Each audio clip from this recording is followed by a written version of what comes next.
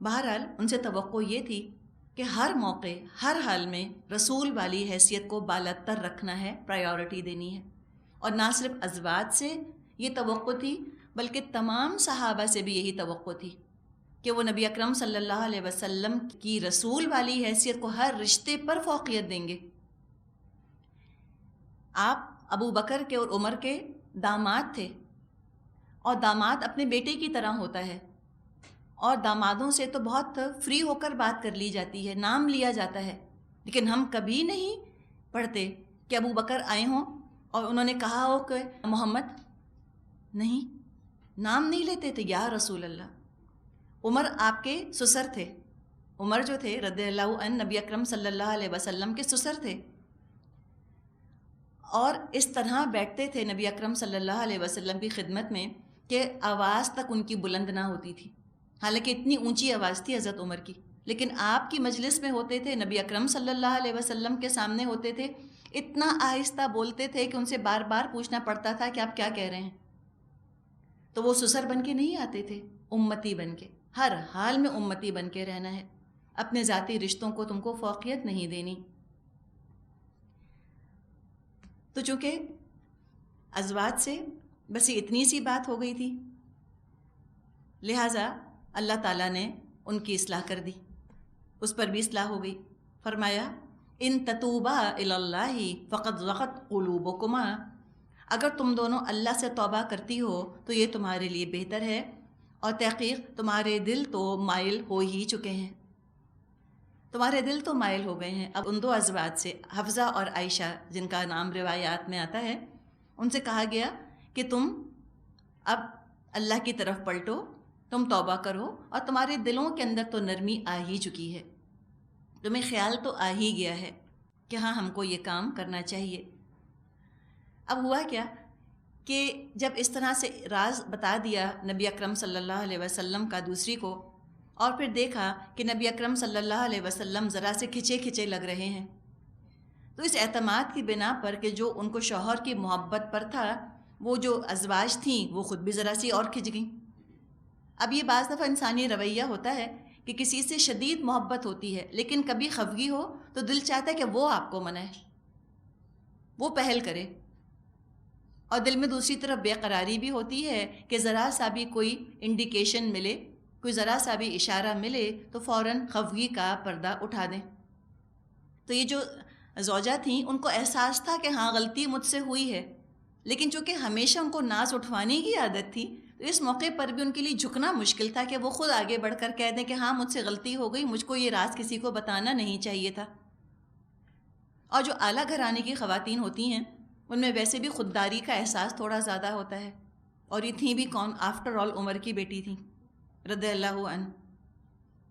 اتنی جلدی جھک جانا اور اتنی آسانی سے سوری کہنا اعلیٰ خاندان کی عورتوں کو مشکل بھی لگتا ہے، لیکن نبی اکرم صلی اللہ علیہ وسلم کی طرف سے اس موقع پہ نرمی اس لیے نہیں ہو سکتی تھی کہ ان کو یہ تعلیم دینی تھی کہ بیویاں محبت میں بھی رسول والی حیثیت کو سامنے رکھ کر آپ سے معاملہ کریں، اس میں وہ زیادہ بے تکلف نہیں ہو سکتی. یہ سبق دراصل دینا تھا، لہٰذا تھوڑی سی آپ کو سختی کا اظہار کرنا پڑا. آگے فرمایا وَإِن تَظَاهَرَا عَلَيْهِ، اور اگر تم نے نبی کے مقابلے میں باہم جتھا بندی کی، اگر تم دونوں نے آپس میں ایکا کر لیا. اب یہ وارننگ کتنی سخت ہے، اور یہ ان ہے، اگر شرط کو واقعہ نہیں بنایا جا سکتا، اس کو بھی یاد رکھ لیں. یہ اگر کہا جا رہا ہے، if you do this، if it's a very big if، شرط کو واقعہ نہیں بنا سکتے. ہم پہلے بھی اس پر بات کر چکے ہیں، ہم نے پڑھا تھا سورہ زخرف میں کہ وہاں فرمایا گیا کہ اگر اللہ کا کوئی بیٹا ہوتا تو سب سے پہلے میں اس کی عبادت کرتا. تو یہ اف ہے نا، بہت بڑا اف، کوئی سوال ہی نہیں کہ اللہ کا بیٹا ہو. تو نبی اکرم صلی اللہ علیہ وسلم کے لیے سوال ہی پیدا نہیں ہوتا کہ وہ کسی کی عبادت کریں اللہ کے علاوہ. یہ تو سمجھانے کا انداز ہوتا ہے، اور دراصل کسی کو سنانے کا انداز ہوتا ہے. تو خطاب کسی سے کیا جا رہا ہوتا ہے، عتاب کسی کے اوپر ہوتا ہے، کسی اور پہ کیا جا رہا ہوتا ہے. تو یہاں اس ان کو سمجھنا بہت ضروری ہے. یہ نہیں کہا جا رہا نعوذ باللہ کہ تم سب نے تو جتھا بندی کر لی ہے، نہیں، اگر تم نے یہ کیا، یہ وارننگ دی جا رہی ہے. وَإِن تَظَاهَرَ عَلَيْهِ، اگر تم نے نبی کے مقابلے میں جتھا بندی کی، فَإِنَّ اللَّهَ هُوَ مَوْلَاهُ، تو اللہ مولا ہے اپنے نبی کا، وَجِبْرِيلُ، اور اس کے بعد جبریل، وَصَالِحُ الْمُؤْمِنِينَ، اور اس کے بعد تمام صالح اہل ایمان، وَالْمَلَائِكَةُ بَعْدَ ذَلِكَ ظَهِيرٌ، اور سب ملائکہ اس کے ساتھی ہیں اور مددگار ہیں. تو یہ بتا دیا گیا. پھر مزید وارننگ ہے، بڑی سختی ہے ان آیتوں میں. عَسَىٰ رَبُّهُ أَن طَلَّقَكُنَّ أَن يُبْدِلَهُ زَوْجًا خَيْرًا مِّنكُنَّ، بعید نہیں کہ اگر نبی تم سب بیویوں کو طلاق دے دے تو اللہ اسے ایسی بیویاں تمہارے بدلے میں عطا فرما دے جو تم سے بہتر ہوں. یعنی یہ بتا دیا کہ تم عبادت کرتی ہو ٹھیک ہے، تم نیک ہو ٹھیک ہے، لیکن غرہ نہ کرنا، کہیں تم کو یہ خیال نہ آ جائے کہ ہم تو اتنی اچھی ہیں، اتنی نیک ہیں، ہم سے اچھا کون ہوگا، یہ خیال نہ آ جائے. اب ذرا آپ ازواج کا طرز زندگی ذہن میں لائیے. کیا زندگیاں تھیں؟ کوئی لیپ آف لگژری میں رہ رہی تھیں، نرم نرم گدیلوں پہ سوتی تھیں، مزے مزے کے کیا کھانے کھاتی تھیں؟ نہیں. مہینہ مہینہ چولہا نہیں جلتا تھا. شوہر انتہائی مصروف، پہلے ہی بھاری ترین دنیا کی ذمہ داریاں شوہر کے کندھے پر، اور پھر ایک بیوی بھی نہیں 9 بیویاں، ان کو وقت دینا. تو شوہر کتنے مصروف رہتے تھے، دن میں کتنا ٹائم دیتے تھے. آج کل اگر اپنی بیوی کو کوئی شوہر 5 گھنٹے بھی ٹائم دیتا ہے، لیکن صبح کے 2-3 گھنٹے، شام کے 2-3 گھنٹے، پھر وہیں سوتا ہے نا روزانہ گھر میں، تو بھی کہتی ہیں بیویاں کہ شوہروں کے پاس ٹائم ہی نہیں ہے ہمارے لیے، ہمیں نگلیکٹ کرتے ہیں. لیکن 10 12 15 گھنٹے بھی ملتے ہیں شوہر کے وقت کے، تو بیویاں یہ کہتی ہیں. کتنا ٹائم ملتا تھا ہر بیوی کو اپنے شوہر کے حصے میں سے؟ اگر آدھا گھنٹہ بھی روز مل جاتا تھا تو بڑی بات تھی. جب باری نہیں ہوتی تھی تو آپ عصر مغرب کے درمیان تمام بیویوں کے گھر کا دورہ کر لیا کرتے تھے. تو کتنا ٹائم ہوتا ہے عصر اور مغرب کے درمیان؟ کتنا تھوڑا ٹائم. کتنی قناعت گزار تھی نا، کتنی قناعت سے رہا کرتی تھی. ذرا بھی شح نہیں تھا ان کے نفس کے اندر، خود غرضی نہیں تھی کہ سارا ٹائم بس ہمارے ہی پاس رہے. نہیں، شاکر تھیں، صابر تھیں، شکر کرنے والی تھیں.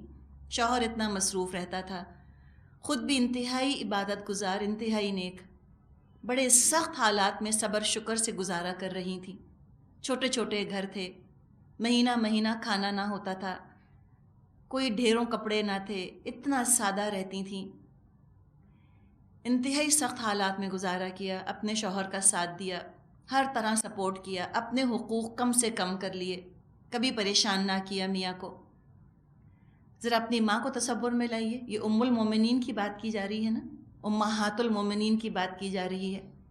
اپنی ماں کو لائیے کہ آپ کی ماں ایسی ہیں، سارا دن لگی رہتی ہیں گھر میں، خیال کرتی ہیں، آپ کے والد کا بھی خیال کرتی ہیں، اور پھر کوئی چھوٹا سا قصور ہو جائے ماں سے تو اس پر یہ عتاب نازل ہو تو کیا دل پر اثر ہوتا ہے. اور حال تو یہ ہوتا ہے گھروں میں کہ اگر والد کبھی ماں کو کچھ کہہ دیں تو بچوں پر تو لگتا ہے کہ قیامت ہی گزر گئی، اور ان کو تو پھر یہ ہوتا ہے کہ کسی طرح ہماری ماں کو کچھ نہ کہا جائے، کوئی ہماری ماں کو کچھ نہ کہے. برداشت نہیں کر سکتے کہ ماں کے خلاف کوئی لفظ بھی کہے. یہ ان کی کیفیت ہوتی ہے ماں کے ساتھ. تو ذرا اس وقت لے کر آئیے اس تصور کو ذہن میں کہ ایسی زندگیاں گزاری امہات المومنین نے، اور چھوٹی چھوٹی خطاؤں پر یہ عتاب نازل ہو رہا ہے تو دل کتنا دکھتا ہے نا، بہت دل دکھتا ہے اندر سے. لیکن بہرحال اللہ رحمان ہے، اللہ رب ہے، اور وہ تربیت کرنے والا ہے. سبق ہمارے لیے یہ ہے کہ تربیت کے دوران جہاں نرمی کی ضرورت پیش آتی ہے وہاں سختی کی ضرورت بھی ہوتی ہے. دل کڑا کر کے سختی کرنی ہوتی ہے، تبھی تربیت ہو پاتی ہے. ورنہ اگر سختی نہیں کوئی کر سکتا وہ تربیت نہیں کر سکتا. اپنی محبت میں صرف سپوائل کرے گا، اور ماں باپ سپوائل کر دیتے ہیں بچوں کو. اتنا لاڈ، اتنا پیار، اتنا چومنا، اتنا چاٹنا ہر بات پہ بچوں کو، وہ تعریفیں، وہ تعریفیں. کبھی تنقید نہیں کی، کبھی تربیت نہیں کی، کبھی ڈانٹا نہیں، کبھی ایک تھپڑ نہیں لگایا، کبھی ان کو سختی کے ساتھ اچھا برا نہیں بتایا. بچے سپوائل ہو جاتے ہیں. تو اللہ کی محبت یہ سپوائل کرنے والی محبت نہیں ہے. رحمان ہے لیکن رب ہے، تربیت کرتا ہے، ہمیں وہ جنت کا شہری بنانا چاہتا ہے، اس لیے ذرا سختی سے تربیت بھی کرتا ہے۔ جو شیطان کی محبت ہوتی ہے اس میں بس یہ ہوتا ہے سب کچھ ٹھیک ہے، everything is okay, it's fine, everything is okay, بس بی ہیپی، ڈونٹ وری۔ یہ شیطان کی محبت ہے۔ وہ تو ذرا راستے سے ہٹتا ہوا دیکھتا ہے اور شہ دیتا ہے، کہتا ہے ہاں اور کرو، اور برائی کرو۔ یہ ہوتی ہے شیطان کی محبت۔ تو دل تو ان بیویوں کے مائل ہو گئے تھے، لیکن بس ذرا سی کھچی ہوئی تھیں، تو اس پر یہ بات بیان فرمائی کہ اگر اللہ چاہے اور نبی صلی اللہ علیہ وسلم تم سب کو طلاق دے دیں تو اللہ تعالیٰ ان سے بہتر جو ہے وہ بیویاں تمہارے لیے لے آئے گا۔ اس میں ایک روایت آتی ہے بخاری میں، انس رضی اللہ عنہ سے روایت ہے، عمر رضی اللہ عنہ نے فرمایا نبی اکرم صلی اللہ علیہ وسلم کی بیویوں نے آپس میں رشک اور رقابت کی، اس کا اثر نبی اکرم صلی اللہ علیہ وسلم پر پڑا، تو اس پر میں نے ان سے کہا، یہ میں کون ہے؟ عمر۔ اب یہ ہو سکتا تھا کہ یہ سب کچھ ہو رہا اور عمر رضی اللہ عنہ کچھ نہ کہیں۔ ایک دفعہ حضرت عمر نے اپنی بیوی کو کچھ کہا، ڈانٹا ڈپٹا، بیوی نے جواب دے دیا آگے سے، تو عمر تو حیران ہو گئے، کہنے لگے تم جواب دیتی ہو مجھ کو؟ تو کہنے لگی ہاں تو کیا بڑی بات ہے، آخر حضور کی بیویاں بھی تو حضور کو جواب دیتی ہیں اور پورا پورا دن روٹھی رہتی ہیں اور بات نہیں کرتی۔ اب تو حضرت عمر اپنی ناراضگی تو بھول گئے، اس لیے کہ ان کی اپنی بیٹی حضور کے نکاح میں تھی۔ وہ گئے حفصہ کے پاس اور کہا کہ مجھ کو یہ خبر ملی ہے کہ تم جواب دیتی ہو حضور کو۔ انہوں نے کہا کہ ہاں۔ انہوں کہا کہ تم لوگ دن دن بھر روٹھی رہتی ہو؟ کہا کہ ہاں بالکل، ہم تو کرتی ہیں ایسے۔ تو اس پر آپ بہت ناراض ہوئے اور کہا کہ اللہ سے ڈرو، اور کہا کہ اپنی سوکن کی ریس مت کرنا، مراد عائشہ کہ وہ تو ہے بہت خوبصورت، تم اس کی طرح بننے کی کوشش مت کرنا، یہ بھی سمجھایا۔ پھر ام سلمہ کے پاس گئے۔ ام سلمہ رضی اللہ عنہا ان کی رشتہ دار لگا کرتی تھیں۔ ام سلمہ سے پوچھا کہ کیا معاملہ ہے گھر کا؟ تو ام سلمہ نے جواب دیا کہ عمر تم ہر معاملے میں بولتے ہو، اب تم حضور کی بیویوں کے معاملے میں بھی دخل اندازی کرو گے۔ انہوں نے ڈانٹا حضرت عمر کو، بیچارے خاموش ہو کے گھر آ گئے، لیکن پریشان بہت رہے، ڈر ان کو لگا رہا، خطرہ ان کو تھا کہ کہیں کوئی بڑا پرابلم نہ ہو جائے۔ تو اس پر وہ یہ کہتے ہیں کہ جب یہ بات ان تک پہنچی کہ اس طرح کا سلوک کیا جا رہا ہے، تو انہوں نے کہا حضرت عمر نے کہ بعید نہیں کہ حضور تم کو طلاق دے دیں تو اللہ تم سے بہتر بیویاں آپ کو عطا فرما دے۔ اور جو بات عمر نے فرمائی وہی کی وہی آیات قرآن میں نازل ہو گئیں۔ حدیث میں آتا ہے نبی اکرم صلی اللہ علیہ وسلم نے فرمایا کہ میرے بعد کوئی اگر نبی ہوتا تو عمر ہوتے، اور آپ نے فرمایا کہ ہر امت میں کچھ محدث ہوتے ہیں، محدث دال کی زبر کے ساتھ، محدث کیا؟ محدث نہیں، محدث۔ محدث ان کو کہا جاتا ہے جن سے کہ اللہ تعالیٰ بات کرتا ہے کشف کے ذریعے یا خوابوں کے اندر۔ تو آپ نے فرمایا میری امت کے محدث عمر ہیں رضی اللہ عنہ۔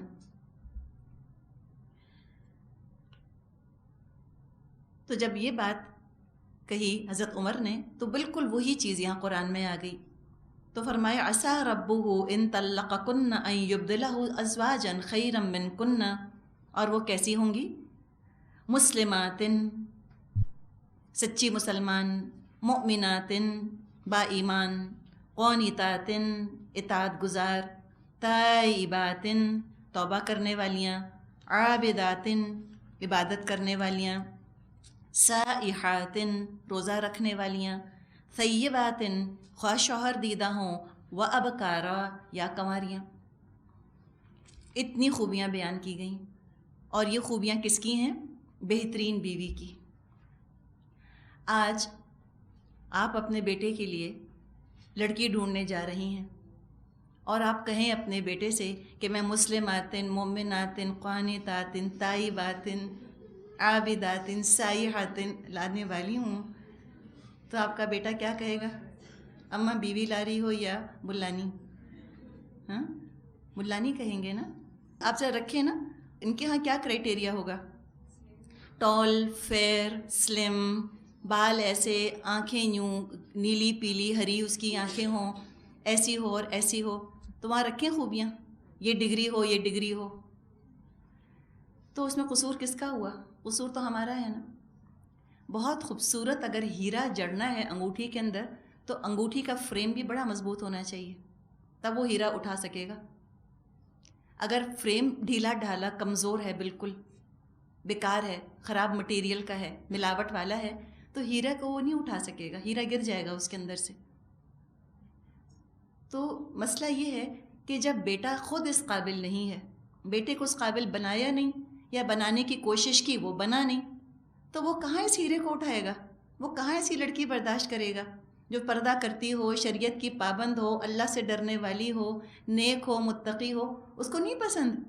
وہ کہتے ہیں اماں ملانی نہیں چاہیے، اسکارف والی نہیں چاہیے، حجاب والی نہیں چاہیے، وہ تو یہ کہہ دے گا، وہ کہاں برداشت کرے گا؟ تو بات یہ ہے کہ یہ آئیڈیل بیوی کی خصوصیات بتائی جا رہی ہیں۔ یہ ہے اللہ کے نزدیک اچھی بیوی، جس کو کہ مرأۃ الصالحہ کہا گیا ہے۔ کوئی حسن کا ذکر نہیں ہے، 4 دن کی شکل ہوتی ہے بس، اور کیا ہوتی ہے؟ اور وہ شکل قیامت کے دن بچانے والی نہیں۔ ایسی بیوی ہو جو کہ اپنے میاں کو بھی ترغیب دے، نیکیوں میں مددگار ہو، اور میاں اگر نیک ہو تو میاں کی ساتھی بنے، ٹانگ نہ گھسیٹے اس کے پیچھے سے کہ نہیں مت جاؤ، نہیں مت نیک کام کرو۔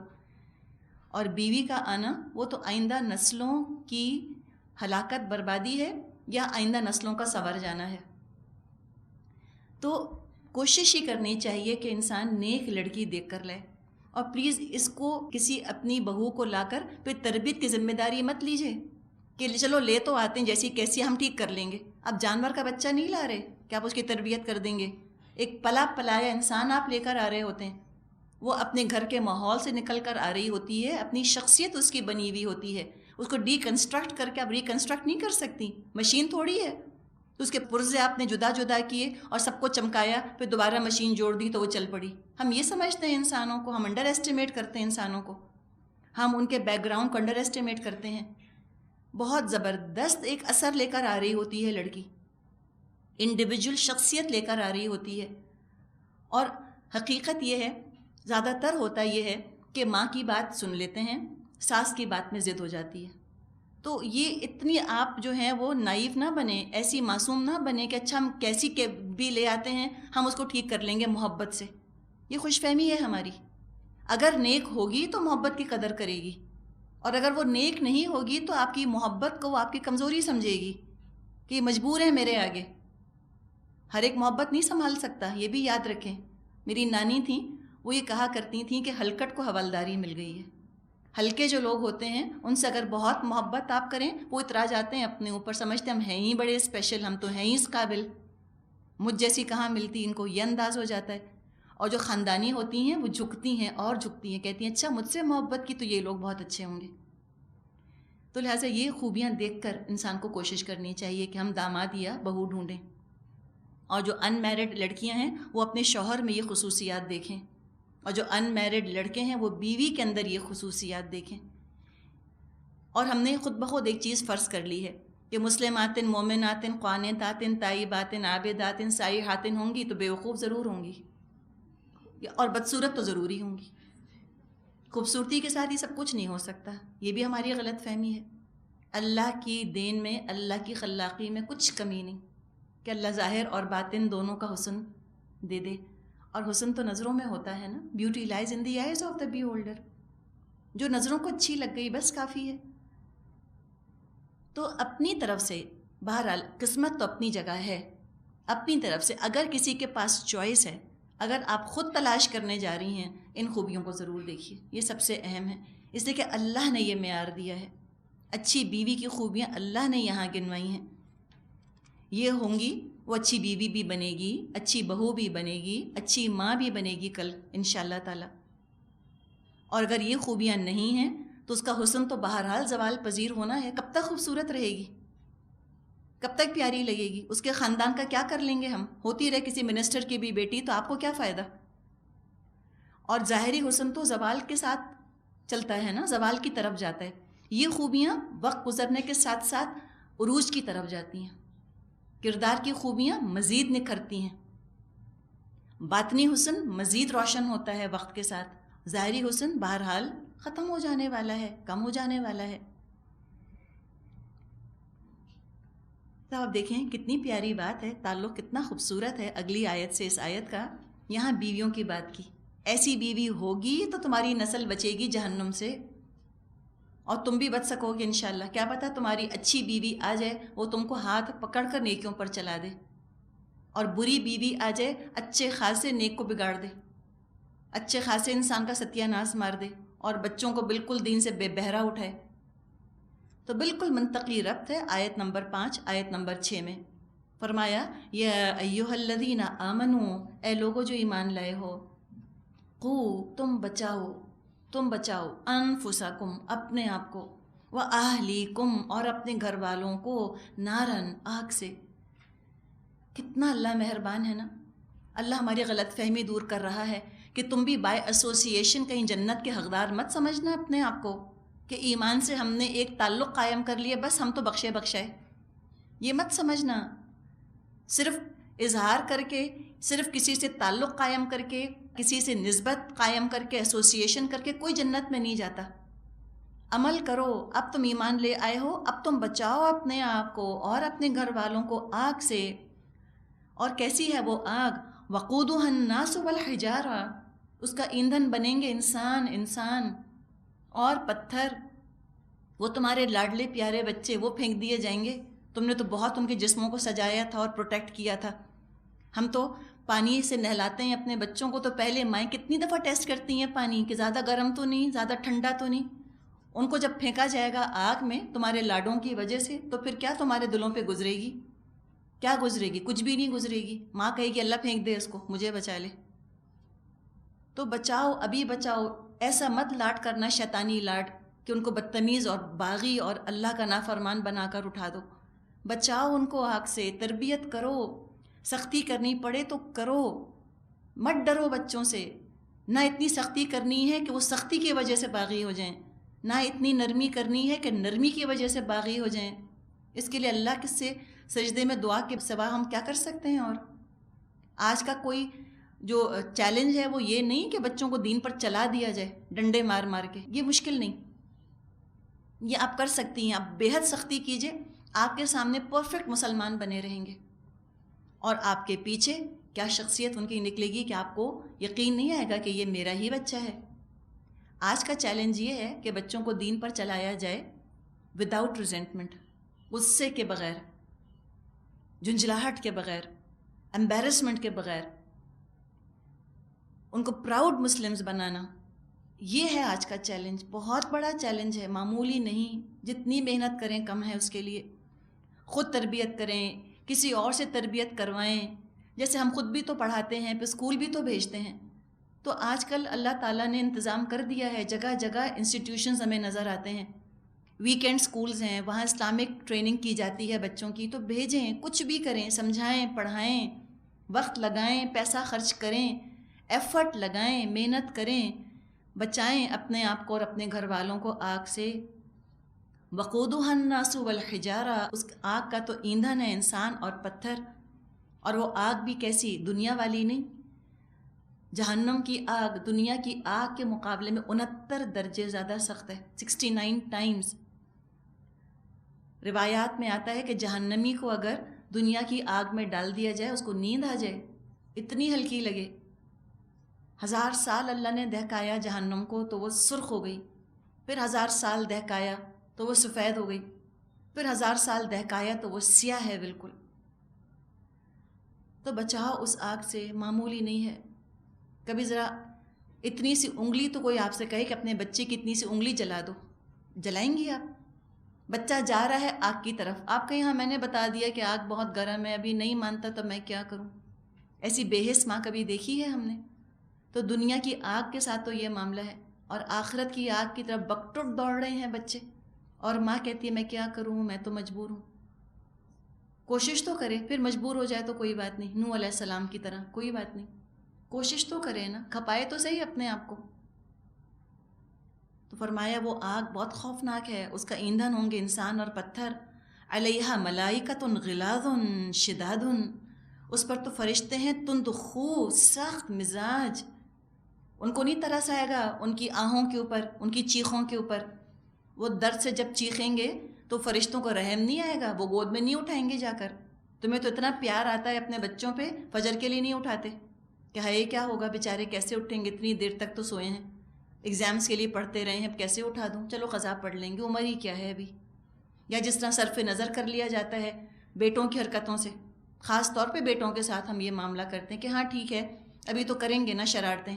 شرارتیں کس کو کہتے ہیں؟ گرل فرینڈز بنا لیں، بے حیائی کے کام کر لیے، کہتے ہیں ہاں بوائز آر بوائز، وہ تو کریں گے. نہیں، وہ فرشتے اس طرح انڈلجنٹ نہیں ہوں گے، غلاظن ہیں، شدادن ہیں، بہت سخت ہیں، بہت شدید ہیں.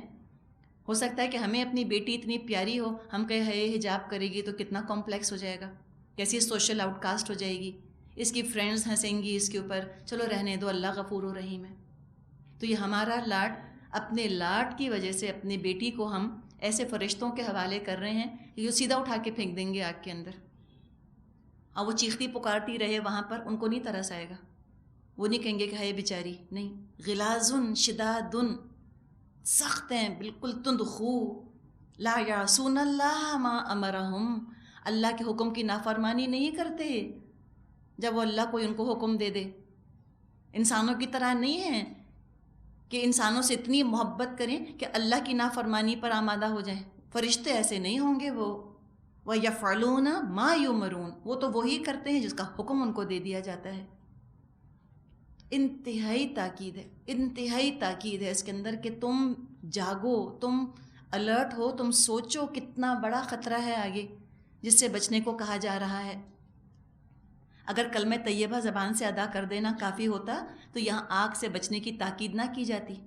خود نبی اکرم صلی اللہ علیہ وسلم اپنے گھر والوں کو مخاطب کر کے فرماتے تھے، یا فاطمہ انقدی نفسکی من النار، اے فاطمہ محمد کی بیٹی تو بچا اپنے آپ کو آگ سے. فإنی لا املک لکی من اللہ شیئا، بے شک میں اللہ سے تجھے بچانے کا کچھ اختیار نہ رکھوں گا، خود کام کرو خود. تو ہم سب کو مستقبل کی فکر دلائی جا رہی ہے. اللہ نے فطری محبتیں رکھی ہیں دل کے اندر، محبت کا اظہار رویے سے ہوتا ہے. ہم خیال رکھتے ہیں اپنا، جس سے محبت کرتے ہیں اس کا خیال ہوتا ہے کہ نقصان نہ پہنچے. نقصان دہ چیزوں میں سے بعض کا نقصان تو ڈھکا چھپا ہوتا ہے، انجانے میں تکلیف اٹھا لی، پتہ ہی نہ چلا. لیکن آگ تو خود پکار پکار کر کہہ رہی ہوتی ہے کہ میرے پاس کوئی نہ پھٹکے. آگ کا نقصان کوئی ڈھکا چھپا نقصان تو نہیں ہے. غلطی سے یا ایکسیڈنٹلی کوئی جل جائے تو اس کی تکلیف نہیں دیکھی جاتی. بعض بیماریاں تو ایسی ہوتی ہیں جو اندرونی ہوتی ہیں نا، اوپر سے بدنما نہیں کرتی، اور بعض ایسی چیزیں ہوتی ہیں جو تکلیف بھی بہت پہنچاتی ہیں اور بدنما بھی بہت کر دیتی ہیں اوپر سے. تو آگ ان چیزوں میں سے ہے. کبھی کسی برنز ڈپارٹمنٹ میں جائیں اور وہاں ذرا پیشنٹس کی حالت دیکھیں، ان کو جھٹکے لگ رہے ہوتے ہیں نا، شاکس لگ رہے ہوتے ہیں، ہل رہے ہوتے ہیں. مرہم لگانا اور پٹی بدلنا وہ ایک اذیت ہوتی ہے اس کی. ہمارے کچھ جاننے والے تھے، ان کا گھر بن رہا تھا تو ان کے بچے چھوٹے چھوٹے تھے، بچے باہر کھیل رہے تھے، وہ جیسے کرتے ہیں لکڑیاں وکڑیاں جمع کیں، کچھ آگ واگ لگائی، کچھ کھیلا کودا، پھر دل بھر گیا ان کا، سوچا چلو آگ بجھا دیتے ہیں. کینس کے اندر ان کو پانی نظر آیا تو وہ انہوں نے اس کو لا کر آگ پر ڈال دیا. تو وہ پانی نہیں تھا، وہ اسپرٹ تھا. اور جب وہ آگ بھڑکی ہے اور جس طرح وہ بچے جلے ہیں، اور ہم جو ان بچوں کو دیکھنے گئے تھے، کسی کا کان بالکل جل گیا تھا، کان ہی نہیں تھا اس کا، اور بالکل ان کو سسپینڈ کیا ہوا تھا. وہ اتنا جلے تھے کہ ان کو لٹا بھی نہیں سکتے تھے نا نیچے. اتنی اذیت، اتنی تکلیف، اور جس طرح جو ان کی ماں پہ گزر رہی تھی وہ تو رہ نہیں دیا، وہ تو الگ ہی کہانی ہے. اور پھر ماں کو یہ پچھتاوا کہ مجھے خیال کرنا چاہیے تھا نا، کیوں رکھا تھا اسپرٹ، ہم نے کیوں جانے دیا، میں نے کیوں نہیں دیکھا بچے کہاں ہیں اتنی دیر سے. تو بتائیں کیا آخرت کے لیے ہم نگلیکٹ کا شکار ہو سکتے ہیں کہ ہم پڑے سوتے رہیں، خود بھی سو رہے ہیں اور پورا گھر بھی سو رہا ہے، اور بچوں کی بھی نماز قضا ہو تو اپنی بھی قضا، خود ہی نہیں اٹھتے تو بچے کہاں سے اٹھیں گے. اپنی نماز پڑھنا تو بڑا آسان لگتا ہے، خود سے نماز پڑھ لینا، لگتا ہے دماغ ہلکا ہو گیا جس دن بچے گھر پہ نہ ہوں، کچھ نہیں کرنا، خود ہی نماز پڑھنی ہے صرف. اور جب بچوں کو بھی اٹھانا ہو، ایک دفعہ میں اٹھتے ہیں، چھوٹے ہیں نا، بار بار اٹھانا ہوتا ہے جا کے، تو ماں خود 5:30 بجے اٹھے گی تو بچوں کو کب اٹھائے گی وہ؟ یا ماں اٹھتی نہیں تو پھر بچوں کی کیا فکر؟ خود بھی نماز قضا ہو رہی ہے، بچوں کی بھی قضا ہو رہی ہے، کبیرہ گناہ سے دن کا آغاز ہو رہا ہے تو برکت کہاں سے آئے گی؟ تو نحوست ہی نحوست ہوگی ان گھروں کے اندر، پریشانیاں ہی پریشانیاں ہوں گی، لڑائیاں جھگڑے ہوں گے.